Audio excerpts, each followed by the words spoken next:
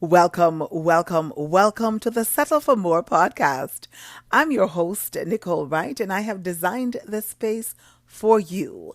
Yeah, you, the woman who is ready to walk out on her fears, step into her dreams, and own her power by shifting her mindset from feeling not enough to taking action and to becoming more than enough whilst settling for more. And so today we're going to be talking about a topic that we touched on a while ago, and I do believe it's important for us to really explore that just a little bit more. We'll be talking a little bit about change this morning. So here is our thought upon which we will build our conversation. The greatest service that I can offer is being gentle with myself as I change. Let's just sit with that for a moment. The greatest service that I can offer myself is just being gentle with myself as I go through the different stages of change. Welcome, welcome, Kimberly. We're talking about change this morning. Self-leaders, CEOs, changing your life does not always mean that you stop doing certain things. It means that you start doing certain things and other things as well. It means moving your time, your energy, and your focus away from all the things you should not be doing and placing them on things that you should be doing. So rather than beating upon yourself for what you are not doing, appreciate and celebrate the things that you are in fact doing. When you shift your focus away from what you do not want, you can create a vision for what you do. All right, so we want to just think about that. We want to think about as we move into a new year. We're just starting a new month. You may have thought about things that you want to experience or explore, or just things that you want to start doing. And that is the angle that I'm hoping that you will look at change from. What can I start doing rather than beating upon yourself and focusing on, what am I doing that isn't right? Changing your life, self-leaders, means learning a new way to be. So it's not changing who you are at your core. We're looking at the being. Who am I being? Who am I becoming? And it's really learning a new way to be. Learning occurs in loving and supportive environments. So as a self-leader, your job is to ensure that you're placing yourself in environments that are loving and in environments that are supportive. When you are hostile towards yourself, frustrated or angry with yourself, it will be difficult, very difficult for you to learn. You will also set expectations for yourself that you cannot live up to. So my question for you this morning, as you think about your life and the different aspects and areas of your life, is how can you be for yourself if you are against yourself? And that is why we shift the focus from what is not working to what can I do that will actually work. And when you think about change, if you are growing, if you are learning, if you are developing, there is a change that is happening. Oftentimes when we think about change and we think about experiencing and exploring change, we go through the different stages. And let's talk a little bit about those stages. One of the things that I do know is that old habits die hard. And it took a long time for us to develop these habits and to perfect these habits, which may not be high performance habits, right? So we're going to talk about the different stages, and we're going to talk about what do you need at each stage, just so as you move through the continuum and as you move through the different changes and the change curve is what we want to call it, you will be able to identify where you are and what do you need. So let's take a look at that.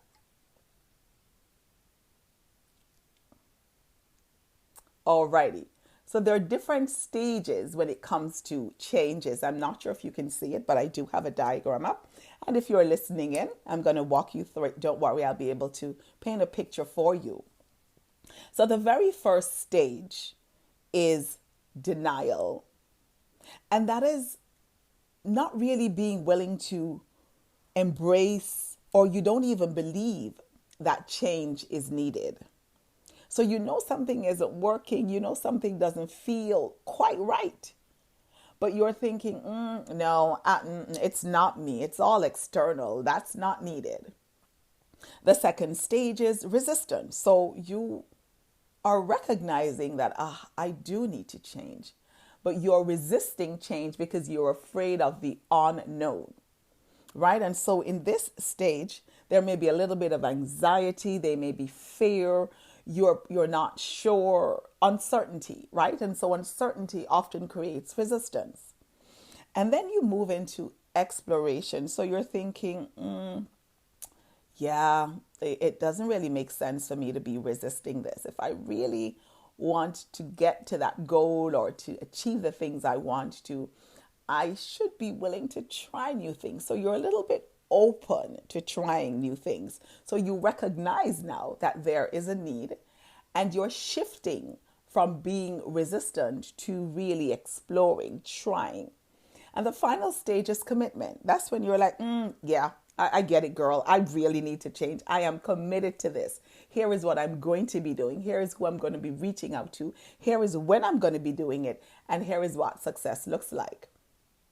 If you're at the denial stage, which is the very first stage where, no, don't need to change. No, what? No, not me.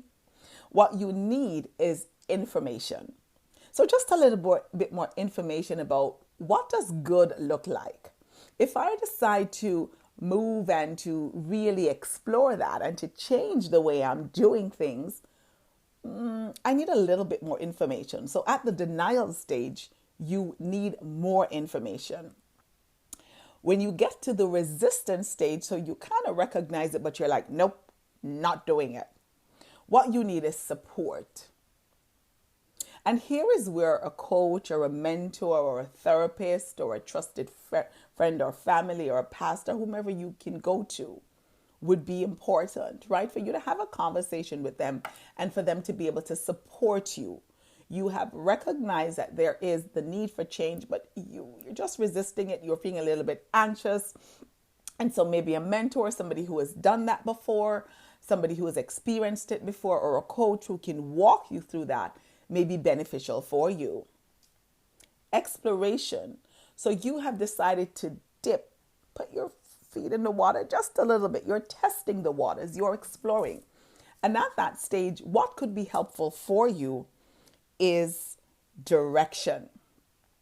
So being able to decide, where do I go? You're like Dora at that stage. It's like Dora the Explorer, right? It's like, where do I go? There may be so many different paths. So be willing to get a direction, try a direction. And who can provide direction? Maybe you can sit down and create a plan for yourself. Again, maybe a coach or a mentor can guide you to get to where you want to go, right? Maybe it is something as simple as reading a book, maybe watching a YouTube video, right? Maybe getting that, using that information that you got at the denial stage and the support that you got at the resistance stage to create a path for yourself. And then when you're in the commitment phase of change, what you need in that moment is encouragement and accountability. And what can that possibly look like for you? It simply means that you get in circles, you get into spaces where individuals who are like-minded are doing the same thing. You may be a part of a group. You may be a part of a circle. It may be a global community that you're a part of online, right? Or you may call your friend and say, here, girl, you know what? I'm working on this. I'm committed to this. I'm committed to drinking more water. I'm committed to working up more. I'm committed to working on my communication skills. I'm committed to going to bed a little bit earlier because I recognize that it's beneficial. So here is where you need encouragement, and here is where you need some accountability. Now, as a self-leader, your job through all these stages is number one, to be able to recognize where you are. Are you in denial that you don't need it? Are you resisting the change because of anxiety? You're not sure what to expect? Are you in the exploration phase where you need a little bit of direction? You're touching this and touching that and trying this and trying that. Are you at the commitment stage where you've gone through the curve? You've understood what good looks like. You know that you need to change and you're willing to go all in. What do you need at every stage? And who do you turn to? What are the resources you're going to be using? Right? And so it's important that we take our growth or development in our own hands and be gentle with ourselves as we move through the change curve. So we want to give ourselves some grace, because remember, the question we ask is, how can you be for yourself if you are against yourself? When you are changing, you are learning. And learning occurs best when there is an attitude and an environment of acceptance. When you judge the mistakes you make as bad, you will be resistant to the learning, right? So you'll be resisting to learning any lesson if you're labeling it as bad. If you were to be completely honest, you would admit that you don't want to be wrong. Like, nobody wants to be wrong. Being wrong makes you feel ashamed. So it puts that feeling of blame, shame, and guilt, which will not get you moving anywhere. And that is why we don't look at labeling all those things as bad. We look for the opportunities and then ask, what can I do in order to move ahead? So here's my question. What do you really want? Where in your life do you recognize that, ooh, I've been denying this? Like, I know it's not working deep down in my soul, in my core. I know that this is really not working for me, but I'm just going to pretend. I'm just going to pull the wool over my eyes. I'm just going to look at it with rose-colored glasses. I'm just going to pretend that, oh no, it's all good. It's all good. Everybody else thinks it's good. So if everybody thinks it's good, I can continue pretending that it's good. And so that is denial. It's not being willing to accept that something is not working. So what you really want to do is to nurture the attitude that you are open to learning about yourself. Remember, self-leadership means cracking yourself open, getting all naked with yourself. It's like stripping and taking a good look in the mirror. So be willing to nurture what you're learning about yourself. And that attitude is what we want to cultivate. Accepting more about yourself. So being willing to accept what's working, what's not working. This is the information, remember we spoke about information, that will inspire you to do something new. Rather than creating an internally hostile environment by focusing on what you must stop doing, focus on what you want to do, right? We want to take the focus there. Choose a new course of action that will change the way that you experience yourself. We want to start making new choices. We want to start doing things in a whole different way. We want to start exploring what is working in this moment, what's not working, what can I change, what am I willing to change in this moment as you move through the different stages, as you look at growing and explore and expanding and developing your self-leadership skills, as you look at shifting that mindset, right? From feeling or thinking that you are not enough to shifting it to becoming more than enough. Are you willing to be gentle with you? Are you willing to choose a new path? Are you willing to do things in a whole different way? So here is my assignment for you today. You know it's coming. Come on. This is where we grow and learn. I want you to get some sticky notes. Yes. And I want you to put them on your wall. Make this an activity for yourself. And have a column that you're going to call it the start column. These are things that you know you want to start doing, right? Then you want to take a look at the stop column. Don't want to do that anymore. If I want to start this, then I'm going to stop that and be gentle. In that particular area, I want you to be gentle with yourself, not beat up on yourself, just acknowledge it, sit with it, and move on. And the third step is, listen, whether you want to believe it or not, you are doing things that are working well. You are doing some things right. So what do you want to continue doing to support you on the first two phases? I'm going to say that again because somebody's going to slip into the DM. Nicole, what did you say? 3 different categories. And I want you to make this an activity. Have some fun with it. Number 1, what are some things that I want to start doing? For me, I want to start doing a little bit more meditation, a little bit more stillness. What are some things that I want to stop doing? I want to stop feeling like I'm just running around, just hopping from things to things, right? I want to be able to just slow down a little bit, right? And what are some things I'm doing that I'm doing well, right? What are those things? The things that I'm doing that are doing well is to be able to sometimes now in the moment to recognize, going too fast, slow down. So do that for yourself. What are your starts? What do you want to start? What are your stops? Not working out. Gotta get rid of that.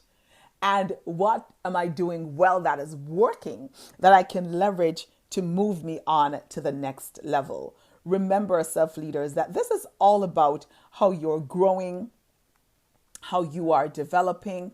It is all about, it's your process. And if it's your process, it means it's your phase. So you may not have recognized the things that you do to yourself to make it hard for yourself to do anything differently. You may not recognize how much you're beating upon yourself, how much you're feeling blame and shame and guilt. Today's the day that we're going to be recognizing that. Today, I want you to lighten up a little bit. Have some fun with it. Don't be fighting with yourself.